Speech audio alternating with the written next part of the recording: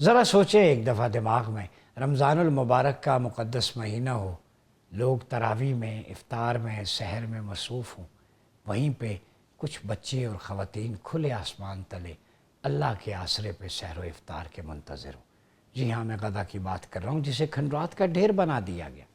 Syria اور لبنان میں پچھلے دنوں جو اسرائیل نے اٹیک کیے، 500 سے زیادہ افراد کو شہید کر دی۔ یہ رمضان المبارک کا مہینہ مسلمانوں کے لیے آزمائش، ذرا سوچیں مسلمان ممالک بھی۔ اور دوسری طرف ایران میں القدس کی ریلی معصوم روزے دار روزے کی حالت میں امریکی اور اسرائیلی بربریت کا شکار ہو گئے۔ اور تیسری طرف اگر دیکھیں تو قبلہ اول بیت المقدس، مسلمانوں کا مقدس ترین مقام، جمعۃ الوداع کی نماز سے مسلمانوں کو روک دیا گیا۔ جی ہاں، ان مسلمانوں کو روک دیا گیا جن مسلمانوں کے خلیفہ سیدنا عمر نے ان یہودیوں کو وہاں آنے کی اجازت دی، اور قبۃ الصخرہ کے اوپر جو گاربیج لگا ہوا تھا اپنے ہاتھ سے صاف کیا اور انہیں کہا کہ تم یہاں اپنی عبادت کر سکتے ہو۔ جی ہاں، ہمیں اگر ہمارا چہرہ دیکھنا ہے تو سلطان صلاح الدین ایوبی نے جب فتح کیا اس کے بعد بھی انہیں پناہ دی، تو یہودیوں کو پوری دنیا سے جب دھتکارا گیا، کہیں پناہ نہیں ملتی تھی، تو میرے مصطفیٰ نے میثاق مدینہ میں بنی اوف کے ساتھ ایگریمنٹ کر کے اسے اپنے دامن میں لے لیا۔ یہ اسلام ہے ہمارا۔ سیدنا عمر رضی اللہ تعالیٰ عنہ نے انہیں اپنے دامن میں لے لیا، فرمایا ٹھیک ہے تم فری ہو، لیکن جواب میں انہوں نے کیا ہسٹری جرائم کی طویل فہرست ہے۔ وَيَقْتُلُونَ الْأَنْبِيَاءَ بِغَيْرِ حق، قرآن کی چارج شیٹ، یہ نبیوں کو ناحق قتل کرتے تھے، اور مسلمانوں کے بدترین دشمنوں میں سے یہود اور مشرکین تھے۔ یہ دھوکہ دیتے ہیں، یہ اللہ رب العزت فرما رہا ہے۔ پھر اس کے بعد یہود جو خیبر کے تھے انہوں نے بدعہدی کی، کریم آقا نے کہا کہ جب تک ہے رہیں، لیکن انہوں نے سروں کی شرائط توڑ دیں۔ کیسے؟ آپ صلی اللہ علیہ وسلم نے انہیں امان دی، ٹھیک ہے نخلستان ہے، کاروبار کرو۔ جواب میں ایک یہودی عورت نے زہر دیا کھانے میں کریم آقا کو، اور بعد میں تحقیق کی گئی تو مجرمہ نے اعتراف کیا کہ اس فعل میں دوسرے یہودی بھی شامل تھے۔ اندازہ لگائیں آپ، حضور انہیں کہے کھیتی باڑی کرو، بچوں کا پیٹ پالو، ٹھیک ہے امن سے رہو، جواب میں وہ میرے مصطفیٰ کی جان کے در پہ ہوتے ہیں۔ آپ صلی اللہ علیہ وسلم کے زمانے میں انہوں نے عبداللہ بن سہل بن زید الانصاری رضی اللہ تعالیٰ عنہ کو بے دردی سے شہید کیا۔ تو انبیاء کے قاتل، کریم آقا کو زہر دینے والے، عبداللہ بن سہل انصاری کے قاتل، اور لاش کو نہر کے کنارے پھینک دیا۔ اور پھر سیدنا عمر کے زمانے میں وہ اعلانیہ بغاوت کرتے جن عمر نے انہیں دامن میں جگہ دی تھی، اور ان کے بیٹے عبداللہ بن عمر کو رات کی تاریکی میں سوتے میں اپنے مکان سے نیچے پکڑ کے گرا دیا، جس سے سیدنا عبداللہ بن عمر کی ٹانگیں بھی ٹوٹ گئیں، ہاتھ بھی ٹوٹ گئے۔ آپ اندازہ لگائیں۔ تو ان کے بارے میں ہم اگر بات کریں کہ یہ بدعہد ہیں، انبیاء کے قاتل ہیں، ان سے دوستی جائز نہیں ہے، ان سے خیر کی توقع نہیں ہے۔ آج وہ پھن پھیلائے مڈل ایسٹ سے لے کے چلے تھے عراق سے، شام سے، لیبیا سے، سوڈان سے، صومالی لینڈ سے، غزہ سے، لبنان سے ہوتے ہوئے اب باب المندب اور آبنائے ہرمز تک آ چکے ہیں۔ مسلمانوں، اب تمہارے اوپر ہے کہ تم اپنا قبلہ کیسے درست کرتے ہو۔ تمام ان سارے ایشوز پہ بات کریں گے کہ دنیا کس طرف جا رہی ہے، یہ ورلڈ آرڈر ختم ہو گیا، نیا ورلڈ آرڈر آ رہا ہے، امریکہ اسرائیل کے عزائم کیا ہیں، ان سارے ایشوز پہ بات کرنے کے لیے ہمارے ساتھ موجود ہیں۔ بات ہو رہی ہے دنیا جنگوں کی شعلوں کی لپیٹ میں ہے۔ وہ شرق الاوسط جسے مشرق وسطیٰ کہتے ہیں، وہ بیٹل فیلڈ بنا ہوا ہے۔ تو جیسے کل بھی ہم نے ذکر کیا تھا کہ یہ جنگیں کہاں جا کے رکیں گی، اس کا فال کیا ہوگا، فیوچرسٹک اپروچ کے ساتھ آگے بڑھیں گے۔ القدس ریلی کے موقع پر ایران میں کچھ شہادتیں بھی ہوئی ہیں، جیسا کہ مسجد اقصیٰ میں نمازیوں کو گھسنے کی اجازت نہیں دی، اور اسرائیلی فورسز نے ایک دفعہ پھر مسجد کی بے حرمتی کی۔ ان سارے ایشوز پہ بات کریں گے، اور ساتھ ہی پرائم منسٹر کا دورہ سعودی عرب اس کانٹیکسٹ میں، ساتھ فیلڈ مارشل بھی تھے، بڑے امپورٹنٹ ہے۔ ہمارے ساتھ موجود ہیں air commodore rear admiral retired Javed Iqbal صاحب، انٹرنیشنل افیئر کے ایکسپرٹ ہیں۔ جاوید اقبال صاحب بہت شکریہ جوائن کرنے کا۔ ہمارے ساتھ موجود ہیں تہران سے ماہر امور مشرق وسطیٰ ایرانی صحافی بھی ہیں ڈاکٹر صالح بہشتی۔ ڈاکٹر صاحب آپ کا بھی بہت شکریہ۔ ڈاکٹر صاحب آپ سے آغاز کرتا ہوں، القدس ریلی پر بربریت ہوئی ہے اسرائیل کی طرف سے، تو کیا اطلاعات ہیں؟ لوگ کتنے سڑکوں پہ ہیں؟ خوف و ہراس ہے، جوش و خروش ہے، اور القدس ریلی کو کب ٹارگٹ کیا گیا اور اس کے حوالے سے بتائیے. جی بسم اللہ الرحمن الرحیم. دیکھیں ہر سال امام خمینی کے فرمان پر رمضان کے جو آخری جمعۃ الوداع ہے اس پر جو ہے قدس ریلی کا اہتمام ہوتا ہے. پوری دنیا میں، پاکستان میں بھی ہوتا ہے، آپ جانتے ہیں. تو ایران میں بھی جس طرح کل سید مجتبیٰ خامنئی جو رہبر معظم نیو سپریم لیڈر ہے ایران کے، ان کا جو فرسٹ میسج آیا اس پہ جو بہت زیادہ تاکید کی گئی، عوام سے یہ اپیل کی گئی کہ القدس ریلی کے لیے ایک خاص اہتمام کیا جائے. تو لوگ جو ہے رات کو بھی ظاہر ہے سڑکوں پر تھے، اور روزانہ وہ سڑکوں پر آتے ہیں. اور صبح بھی 10 بجے کال تھی، اور اس کے بعد جو ہے لوگوں نے جمعے کا رخ کرنا تھا، جہاں جہاں جمعہ برگزار ہوتا ہے وہاں پر جانا تھا ان کو. تو رستے میں تہران میں خاص کر 2 سڑکوں پر، یعنی ایک خیابان انقلاب اور ایک خیابان نواب، دونوں پر جو ہے اسرائیلی اور امریکہ کے ایگریشنز ہوئے. وہاں پر جنگی جہازوں نے آ کر بمباری کی. ویڈیوز اس وقت سوشل میڈیا پہ گردش کر رہی ہیں، آپ لوگ دیکھ سکتے ہیں میڈیا کے دسترس میں یہ سب چیزیں، کہ سامنے آ کر میزائل لگ رہی ہیں، شہادتیں ہو رہی ہیں، لیکن لوگ جوک اندر جوک اسی طرف بڑھ رہے ہیں جس طرف اٹیکس ہو رہی ہیں. یہ ایک کلیئر میسج ہے تمام دنیا کے جتنے بھی استکباری قوتوں کو، ایرانی قوم کی طرف سے، کہ ہم ہر حال میں، اگرچہ ہم پر جنگ مسلط بھی کی جائے، ہم ہار میں ڈٹے ہوئے ہیں اپنے قوم کے ساتھ، اپنے مسلح افواج کے پیچھے، اپنی حکومت کے پیچھے. اور نہ صرف لوگ بلکہ آج جو ایرانی آفیشلز ہیں سینئر، خاص طور پر پریزیڈنٹ مسعود پزشکیان، وزیر خارجہ آغا لاریجانی اور آغا اجئی جو چیف جسٹس ہیں، بنا کسی سیکیورٹی کے، بنا کسی پروٹوکول کے، لوگوں کے درمیان لوگوں سے ملتے جلتے ہوئے آج ریلی میں موجود تھے، اور لوگوں کو حوصلہ دے رہے تھے، اور لوگوں سے حوصلہ لے بھی رہے تھے اور داد لے رہے تھے. اور میں بہت حیران ہوا، 1-2 جو عورتیں تھیں انہوں نے آ کے پزشکیان سے ملی، وہ اور ڈاکٹر پزشکیان کو یہ کہہ رہی تھی کہ اسرائیل کو نہیں چھوڑنا اور اسرائیل کے ساتھ آخری دم تک لڑنا ہے. جی میں آتا ہوں آپ کی طرف. جاوید اقبال صاحب، آپ نے گفتگو سنی ڈاکٹر صالح بہشتی جو بتا رہے ہیں وہاں پہ، ایک تو سویلین کیجولٹیز، دوسرا ریزیلینس ایرانی قوم کی دیکھیں، لیڈرشپ اور عوام ایک پیج پہ ہیں. کیسے دیکھتے ہیں اس ساری سچویشن کو آپ؟ جی بالکل، ہمیں داد دینی پڑے گی ایرانی قوم کی، اور یہ تاریخ سے یہ واضح ہے کہ جنگیں صرف فوج نہیں لڑا کرتی، پوری قوم یکجٹ ہو کر دشمن سے لڑتی ہے تو تب اس کو فتح نصیب ہوتی ہے. اور ایران میں یہ چیز بہت اچھی طریقے سے دیکھنے میں آ رہی ہے. اور میرے خیال میں جنگ ابھی اپنی ایسکلیشن، یعنی اس میں زیادہ سے زیادہ تیزی آ رہی ہے. تھوڑا سا رسپائٹ آیا تھا، تیل کی قیمت نیچے گئی، مگر اب دوبارہ سے تیل کی قیمت جو ہے اوپر کی طرف جا رہی ہے. اور اس میں میرے خیال میں یہ جنگ کیسے ختم ہوگی، اس وقت یہی لمحہ فکریہ ہے. ہر جگہ یہی قیاس و آرائیاں ہو رہی ہیں.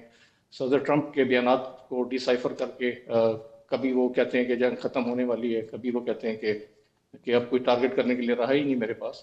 لیکن میرے خیال میں اس میں انٹرنیشنل میڈیشن اس وقت بہت ضروری ہے. 2 UN سیکورٹی کونسل کی ریزولوشن اسٹیبل ہو چکی ہیں، جن میں سے ایک ناکام ہوئی اور دوسری کامیاب رہی. مگر اگر میں دیکھوں کہ یہ جنگ ختم کیسے ہوگی تو یہ جنگ کے اسباب جاننا بہت ضروری ہے کہ جنگ شروع کیسے ہوئی. جیسے پچھلے 10-11-12 دنوں سے ہم یہی چیز ڈیبیٹ کر رہے ہیں میڈیا پہ کہ یہ جنگ ایک امریکہ اور اسرائیل کے اس اتحاد سے شروع ہوئی کہ جس میں انہوں نے ایران کو اس خطے سے ملیمیٹ کرنا تھا، اس کو اتنا کمزور کر دینا تھا کہ وہ گریٹر اسرائیل کا جو ایک ڈیزائن ہے، ایک خواب ہے ان کا کہ اسرائیل کو جائے، اس کو وہ اس کے خلاف مزاحمت نہ کر سکے. اور یہ اگر اس کو تاریخ کے تناظر میں بیان کروں تو تاریخ میں جو گریٹ پاورز ہوتی ہیں، سپر پاورز ہوتی ہیں، ان کا عروج و زوال رہا ہے. رومی ایک زمانے میں رومن امپائر تھی، اس کا ڈاؤن فال ہوا. مغل امپائر ہماری تھی. تو یہ میں سمجھتا ہوں کہ اس وقت یہ وہ مرحلہ تھا کہ جب امریکہ کا زوال جو ہے اس کو نظر آ رہا تھا. تو چین کا عروج ہو چکا ہے، رشیا کا عروج ہو رہا ہے. تو امریکہ کو اس وقت سخت فکر ہے کہ کس طرح میں اپنے اس مقام کو برقرار رکھوں اور جتنا اس کو ڈیلے کر سکوں اپنا ڈاؤن فال. تو اس کے لیے یہ بڑا ضروری تھا کہ یوکرین میں آپ نے دیکھا کہ روس نے قدم آگے بڑھایا، مگر امریکہ اپنی پوری کوشش کے ساتھ اپنے اتحادیوں کے ساتھ مل کے بھی اس کو پسپا نہ کر سکا. تو وینزویلا میں انہوں نے اپنی ہزیمت مٹانے کے لیے ایک آپریشن کیا، اور اب یہ ایران کا جو تھیٹر ہے اس کو گرم کیا گیا ہے تاکہ وہ اپنی طاقت کا اظہار دوبارہ کرے اور چین اور روس کو یہ بتائے کہ امریکہ ابھی بھی ریلیونٹ ہے۔ لیکن اس کو ابھی تک تو کامیابی نہیں ہوئی، ایک سٹیل میٹ کی سچویشن چل رہی ہے۔ ایرانی قوم کے ارادے پرعزم ہیں۔ ایرانی فوج جس میں خاص طور پہ پاسداران انقلاب کی فوج ہے، وہ بڑی بہادری سے اور بے جگری سے لڑ رہی ہے، اور اس میں ابنائے ہرمز کا کرٹیکل رول ہے۔ میرے خیال میں جیسے بات آگے بڑھے گی تو پھر اس پہ بھی بات ہوگی۔ اچھا ڈاکٹر صالح بہشتی صاحب، آپ کی طرف آتا ہوں۔ جو ایرانین پریزیڈنٹ نے 3 شرائط رکھی ہیں جو ہمارے سامنے آئی ہیں انٹرنیشنل میڈیا کے تھرو کہ اس پہ بات ہو سکتی ہے جنگ بندی کے حوالے سے، تو آپ کیسے دیکھتے ہیں وہ 3 کنڈیشنز؟ اس پہ کوئی رسپانس آیا ہے؟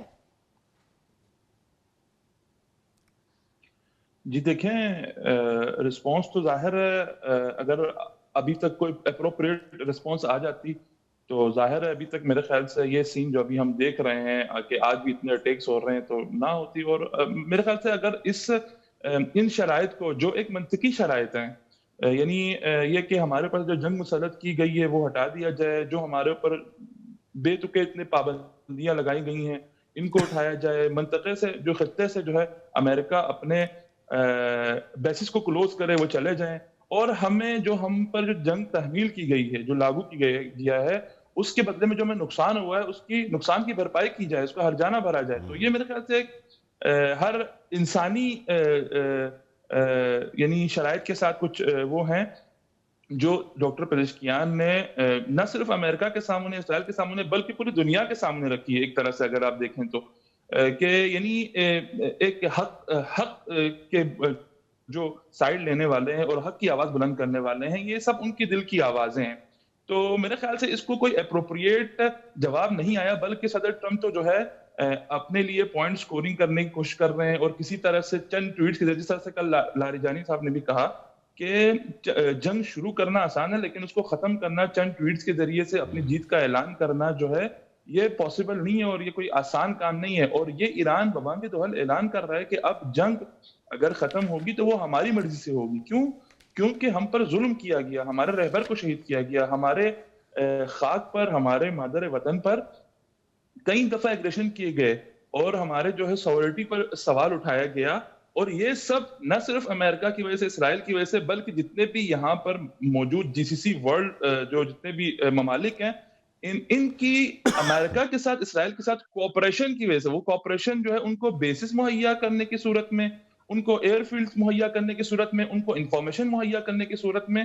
اور میرے خیال سے یہ سب کے لیے ایک سوال نشان ہے کہ اگر آپ کا ایک ہمسایہ، اس کا چھت استعمال ہو رہا ہو آپ کے گھر پہ ڈاکہ ڈالنے کے لیے، آپ کے گھر سے کچھ چرانے کے لیے، اور آپ کے گھر پر آ کر کسی جانی ضیاع کا باعث بن رہا ہو، تو ظاہر ہے ہمیں اس ہمسائے سے بھی شکایت ہوگی۔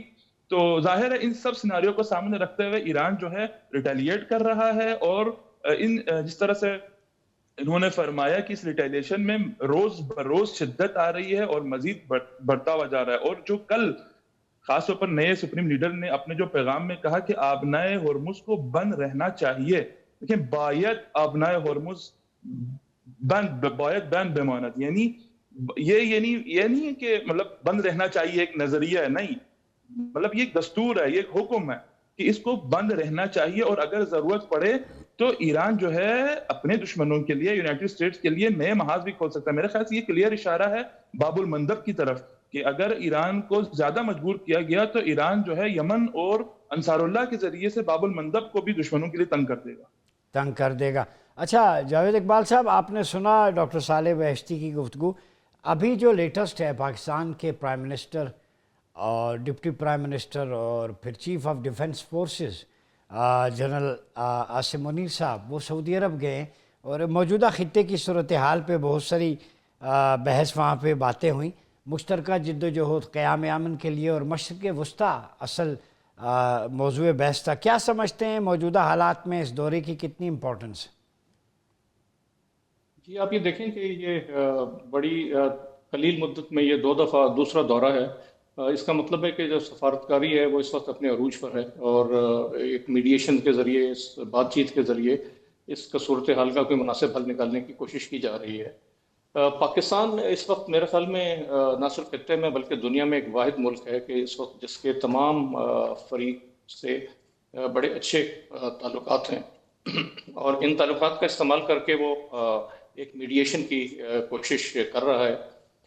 اس میں آپ نے دیکھا کہ جی سی سی کے جو ممالک ہیں، گلف کے جو ممالک ہیں، ان کا بہت بڑا رول ہے، کیونکہ ان کو یہ ریئلائزیشن ہوئی کہ ہمیں کس طرح استعمال کیا گیا امریکا کی جانب سے، اور جو بیسز وہاں پہ بنائے گئے اور ان بیسز کے ذریعے جن کا مقصد ان کا دفاع تھا، مگر جب اپنے عروج پر آئی تو دیکھا کہ جو ایران نے ان بیسز کو نشانہ بنایا، اور اس کے ساتھ ساتھ ابھی آہستہ آہستہ تھوڑے سے اکنامک ٹارگیٹس اور یعنی کوئڈ پرو کوو میں جس طرح ایران کے اوپر نشانہ بنائے جا رہی ہیں ان چیزوں کو، اسی طرح ڈی سیلینیشن پلانٹس کو ہم نے دیکھا، اور آئل انسٹالیشنز پہ جب نشانہ بنایا گیا تو ان کو یہ بڑی شدت سے احساس ہو گیا ہے ابھی کہ ہمیں اپنی حکمت عملی تبدیل کرنی ہے۔ ہمیں جو سپر پاور کے ساتھ جو چل رہے تھے تو ان کو ایک ریجنل، ایک علاقائی اسٹریٹجی، دوسرے جو سٹیک ہولڈرز ہیں جیسے چین ہے، روس ہے، ان سے کنسلٹیشن چل رہی ہیں۔ تو یہ جو دورہ ہے یہ ایک بڑے نازک صورتحال اور بڑے ایک نازک موقع پر یہ دورہ کیا گیا ہے، اور امید ہے کہ اس کے نتائج بھی مثبت نتائج جلد سامنے آئیں گے اچھا انشاءاللہ۔ ڈاکٹر صاحب، ریئر ایڈمرل صاحب یہ بتائیے گا، جاوید اقبال صاحب، کہ یہ احساس ہو گیا ہے خلیجی ممالک کو؟ جب غزہ میں مار پڑ رہی تھی مسلمانوں کو، بچے درختوں کی چھالیں کھا رہے تھے، اوپن ایئر گریو یارڈ بن گیا تھا، تو اس وقت یہ نہیں بولے، لیکن اب انہیں احساس ہو گیا ہے کہ پیسہ بھی، انویسٹمنٹ بھی ان کی، لیکن وہ محفوظ نہیں ہے۔ اور دوسری بات، دودھ کی رکھوالی بلی کو بٹھانا، جب اسلامک پرسپیکٹو میں قرآن نے کہہ دیا کہ یہ لوگ انبیاء کے قاتل ہیں یہودی، اور یہ بدعہد ہیں، تمہارے دشمن ہیں، تو پھر ان سے اپنی حفاظت کا کام لینا، سمجھ آ گئی ان کو فکری طور پہ یا نہیں؟ کیا سمجھتے ہیں آپ؟ جی میرے خیال میں سمجھ آ رہی ہے، اور سمجھ ہے بھی، لیکن کچھ میرے خیال میں جو ایک علاقائی اور ایک جو سیاست کی جو مشگافیاں ہیں اس کی وجہ سے یہ چیز ہوتی ہے۔ آپ نے دیکھا ہوگا کہ مغربی دنیا اس چیز پر بہت شدت کے ساتھ عمل کر رہا ہے کہ دنیا میں کوئی دوست نہیں، صرف مفادات ہی اہم ہوتے ہیں۔ تو ان کا تو سیاسی نظریہ ہی یہ رہا ہے ہمیشہ، لیکن جو ہمارا جو اسلامی کلچر ہے، جو مشرقی ایک اسٹریٹجی ہے، اس میں یہ جو ہماری ساجھیداریاں ہیں، علاقائی پارٹنرشپس ہیں، ان کو بھی بڑی اہمیت حاصل ہے۔ مورالٹی جو ہے مغربی نظام میں اس کی کوئی حیثیت نہیں ہے۔ لا آف دا جنگل، اگر آپ جتنے بھی قوانین ہیں جب دیکھیں کہ جب جنگ آتی ہے، جب ایک مشکل موقع آتا ہے تو کوئی طاقتور ان اصولوں کی پاسداری نہیں کرتا، اور لا آف دا جنگل ایک جارحیت سامنے نظر آتی ہے، جو کہ ہمارے اگر آپ مذہب میں دیکھیں اور ہمارا جو طریقہ جنگ ہے، طریقہ حرب ہے، اس میں ان چیزوں کی بہت اہمیت ہے۔ تو میرے خیال میں جو گلف کے ممالک کو جہاں سے بات شروع ہوئی، اب یہ اس کا احساس ہونا شروع ہو گیا ہے کہ ان کو بھی ایک توازن سے چلنا پڑے گا، جس میں ان کا ایک علاقائی اتحاد بھی ہو، وہ ان کی اپنی ایک آواز ہو، ان کا ایک اپنا دفاع ہو، اور ان کا بیرونی طاقتوں پر انحصار کم سے کم ہو۔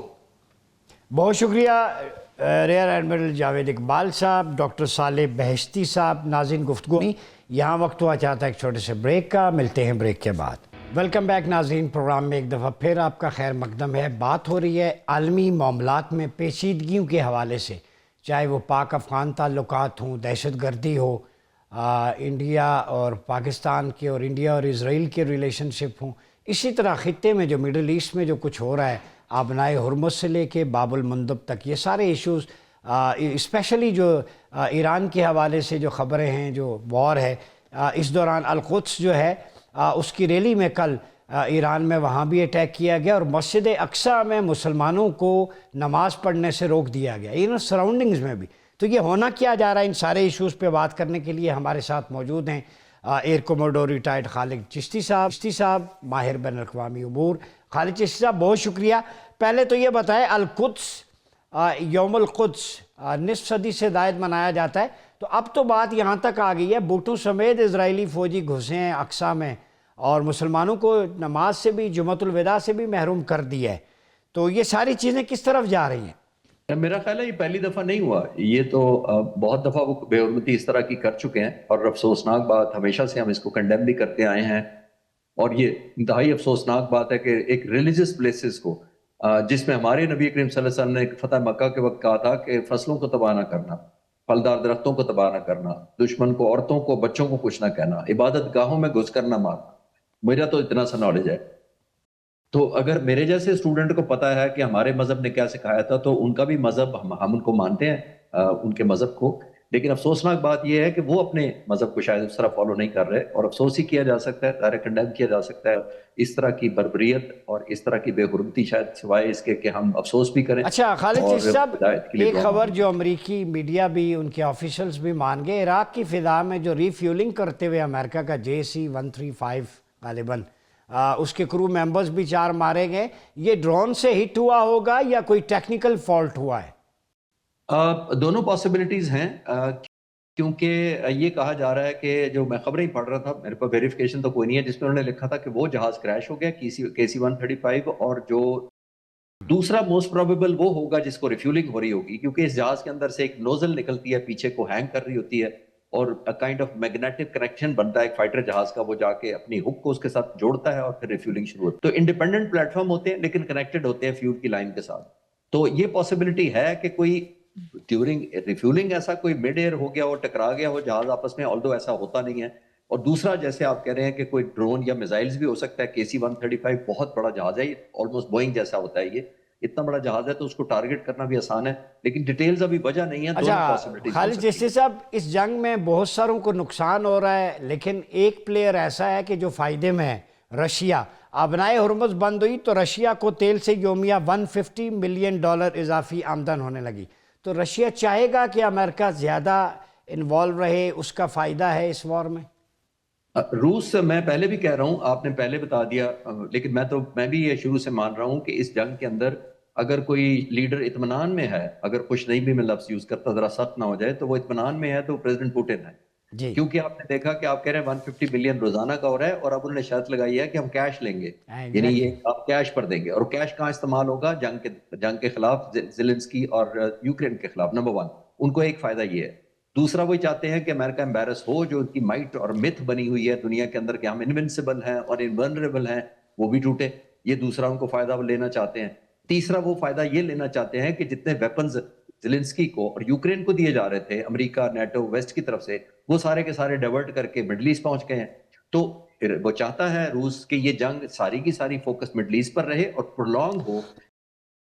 اور ایک ثبوت کے طور پر میں آپ کو بیان بتا دیتا ہوں. پریزیڈنٹ زیلنسکی نے ابھی 2 دن پہلے کہا ہے کہ میں بہت عرصے سے امریکی صدر سے 200 پیٹریوٹ میزائل مانگ رہا تھا لیکن مجھے نہیں دیے گئے. لیکن انہوں نے خود اپنی جنگ میں ایران کے خلاف 8 دنوں میں 2000، یعنی 200 کے اگینسٹ 2000 فائر کر دی ہے. جس کا مطلب ہے کہ ویژوائز کرنے میں مشکل نہیں پیش آئے گی کہ کتنی مہنگی جنگ پڑ رہی ہے امریکہ کو. ادھر 20 سے 25 ہزار ایک ڈرون ڈالرز کا ایک چلاتے ہیں، شاید ڈرون بھیجنے ہیں، تقریباً 1.5-2 ہزار کلومیٹر وہ جاتا ہے، وار لوڈ تھوڑا سا لے کر جاتا ہے، لیکن ان کے سارے پیٹریوٹ فائر کراتا ہے، جو آلموسٹ $3 سے $4 ملین کا ایک پیٹریوٹ میزائل. تو آئی تھنک بہت زیادہ مہنگی کرنے میں بہت کامیاب رہا ہے ایران، اس کی اسٹریٹجی ہے، خود بھی سروائیو کیا ہے، اپنی بھی اس کی کیپیسٹی ابھی تک کم نہیں ہوئی. ابھی تک جو ڈرون ہائپرسونک اور اسرائیل پر پھینک رہا ہے وہ اچھا یہ بہت بتائیں ڈیوسٹیٹنگ کہ ایفیکٹ ہو رہا ہے. اسرائیل کو حیفا میں مختلف جگہوں پہ، خیر AI بھی ہے ویژول، ایران نے اتنی کیپیسٹی کہاں سے آ گئی؟ کچھ چھپا کے رکھا ہوا ہے ابھی زیر زمین، یا ان کے سپر سونک جو میزائل ہیں وہ پہنچ رہے ہیں؟ درمیان میں بیٹریز ختم ہو گئی ہیں، وہ آئرن ڈوم، وہ اتنی بڑی متھ، وہ ٹوٹل فیل ہو گیا. یعنی دنیا کی سپر پاور اور جائنٹ سمجھا جانے والا ایران کے سامنے چاروں شانے چت نہیں ہو گیا.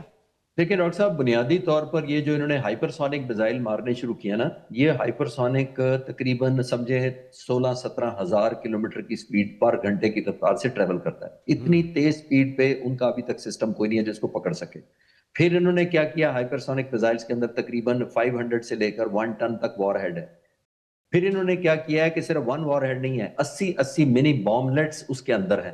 جب وہ زمین کے قریب جاتا ہے تو وہ ایکسپینڈ کر 80 کے 80 ٹارگٹ سپریڈ کرنا شروع کر دیتے ہیں بارش کی طرح. یہ ایسے ہوتا ہے جیسے ارٹلری کے فائر ہوئے ہیں. تو ارٹلری کے فائر سمجھے جا کر مختلف جگہوں پر گریں گے، توپوں کے فائر مختلف جگہوں پر گریں گے، تو نہ صرف ڈیوسٹیشن کریں گے، انٹرسیپشن اتنی مشکل کر دیں گے، بلکہ خوف و ہراس بہت زیادہ پھیلائیں گے. تو ایران کامیاب ہوا اپنی اسٹریٹجی میں. تو چھپا کے نہیں رکھے ہوئے تھے.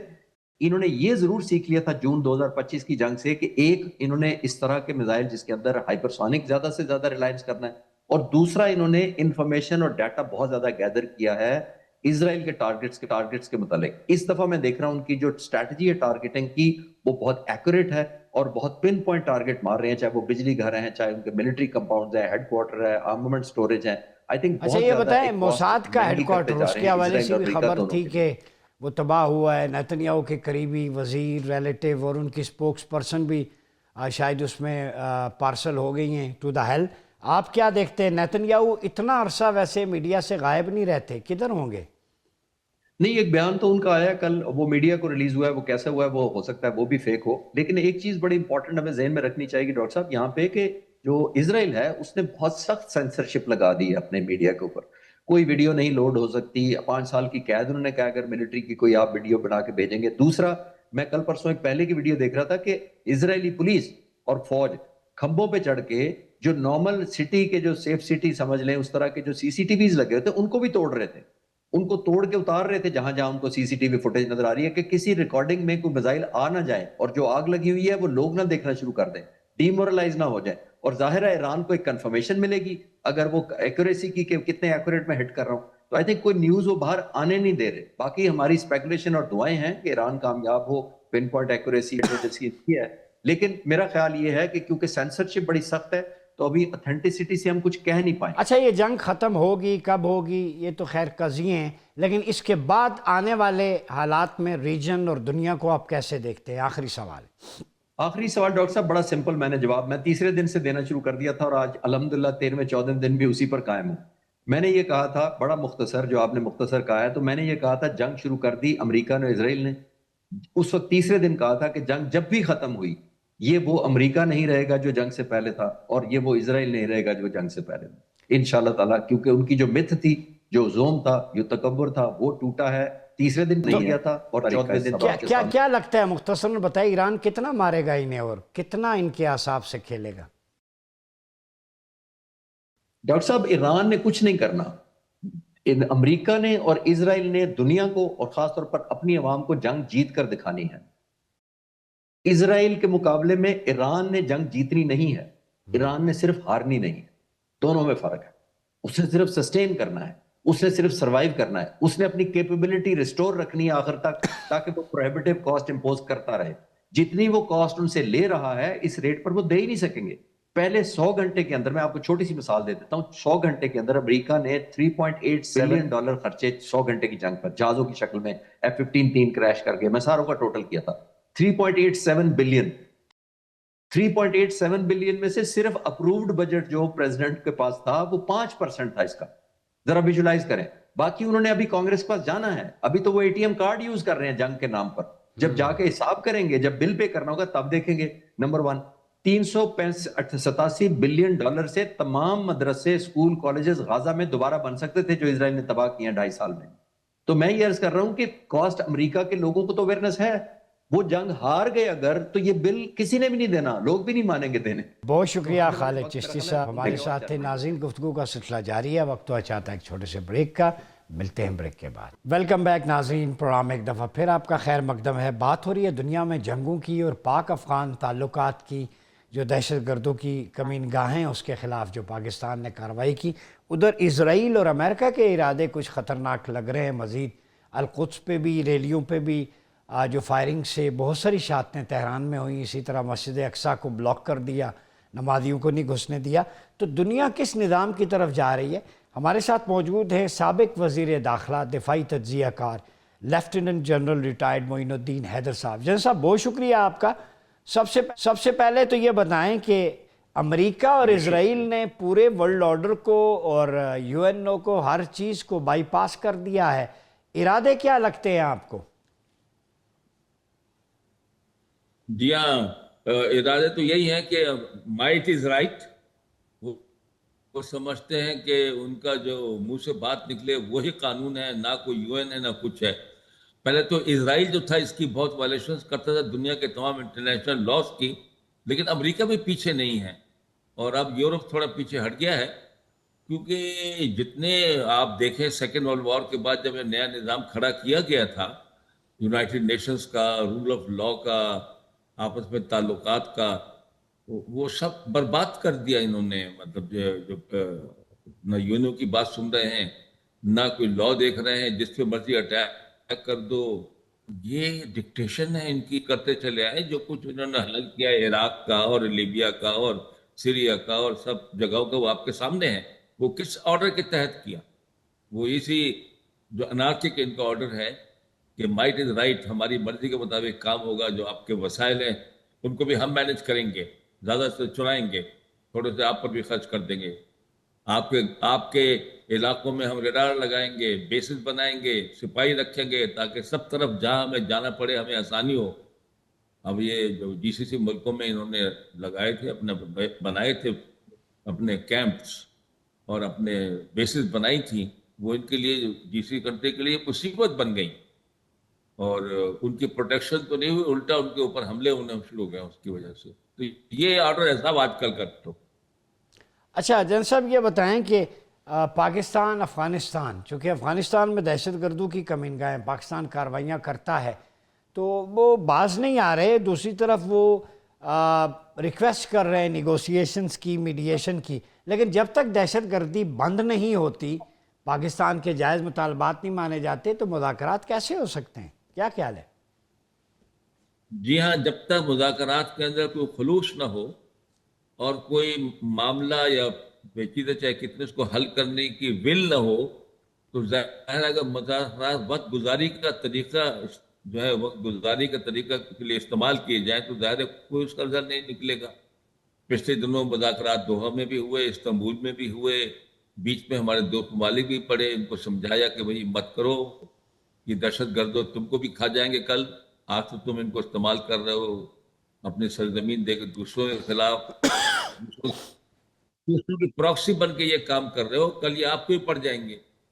تو وہ کوئی نہ ریٹرن کوئی اپنا وہ گارنٹی دیتے ہیں، نہ کوئی پکا وعدہ کرتے ہیں، اور نہ کوئی ان کے اوپر ہاتھ ڈالتے جو وہاں پر لوگ ہیں. تو ظاہر ہے کہ یہ کس طرح کام چل سکتا ہے اگر ہمارے ملک میں آ کر یہ ہمارے فوجیوں پہ حملے کریں، اسکاؤٹس پر، پولیس پر، سویلین پر، اسکولوں پر. کوئی جگہ جو مسجد ہے، کوئی جگہ جو چھوڑ دیں گے، تو ہم کب تک ہمارے لوگ جو ہے اپنی جانیں ضائع کرتے رہیں گے، اور کب تک ہمارے ملک میں یہ سسٹم رہے گا بد امنی کا، جس کی وجہ سے ڈیولپمنٹ نہیں ہو پا رہی.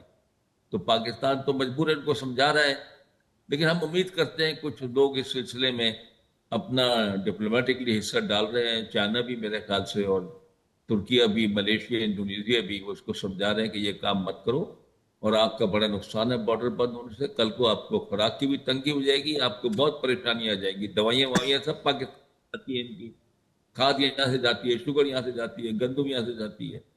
تو اب یہ بند پڑا ہے بارڈر، تو ان کے لوگوں کو کل بڑے پریشانی ہو جائے گی جب خوراک کی تنگی ہوگی. تو جی یہ بمقصد مذاکرات کی طرف آنا چاہیے. ٹھیک. اچھا سر یہ بتائیں، پچھلے دنوں پردھان منتری بھارت کے نریندر مودی جب گئے تل ابیب، انہیں سویلین ایوارڈ بھی دیا گیا، وہاں کو شراد و نیاز کی باتیں ہوئیں، لیکن جب واپس آئے تو انڈیا کی اپنی اپوزیشن آڑے ہاتھوں لے رہی ہے کہ آپ غزہ کی بجائے نیتن یاہو کے ساتھ کھڑے. اتنی پیار کی پینگیں، قربتیں ماضی میں ہم نے اس طرح نہیں دیکھی. کیا وجہ ہو سکتی ہے ہندوتوا اور زائونزم کا نیکسس؟ دیکھیے، جو ایک نیکسس بنتا ہے، اور جو مودی صاحب کی سوچ ہے جو انہیں بہت دفعہ ڈیمانسٹریٹ کی دنیا نے دیکھی ہے، وہ اسلام دشمنی ہے، مسلم دشمنی ہے. تو وہی اسرائیل کا جو ہے پالیسی ہے، اور یہی مودی کی پالیسی ہے، دونوں کے خیالات مل گئے ہیں. باقی رہا جو دنیا کہہ رہی ہے کہ پہلے ایسے نہیں تھے، ہمیشہ سے اسرائیل اور یہ ساتھ ہیں. اگر آپ کو یاد ہو، آج سے 25 سال پہلے جب پاکستان کا نیوکلیئر پروگرام تقریباً نزدیک پہنچ گیا تھا بم بنانے کے، اور یہ بن گیا تھا، تو اس وقت آپ کو پتہ ہے اسرائیل کے جہاز بھی انڈیا میں آ کے بیس کر کے ان کا پلان تھا کہ پاکستان کی نیوکلیئر اسیٹس کو تباہ کیا جائے. مطلب اس وقت سے کولیبریشن چل رہا ہے.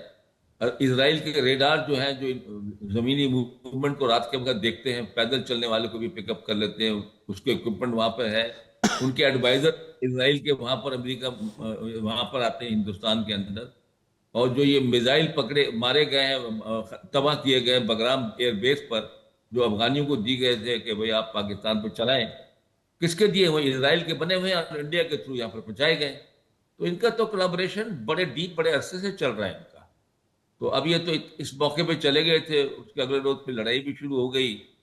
یہ بات آپ کی صحیح ہے، نہ صرف ہندوستانی ان کی اپوزیشن بلکہ دنیا کہے گی کہ آپ کہتے ہیں ہم سب سے بڑی ڈیموکریسی ہے اور آپ غلط سائٹ پہ جا کے کھڑے ہوئے ہیں. جنہوں نے بچے اور عورتوں اور بے لوگوں کو جو ہے نہتے لوگوں کو، اتنے لوگوں کو مار ڈالا، سالہ سال بمباری کر کے ختم کر دیا پورے علاقے غزہ کو، آپ ان کے ساتھ کھڑے ہوئے ظالموں کے ساتھ.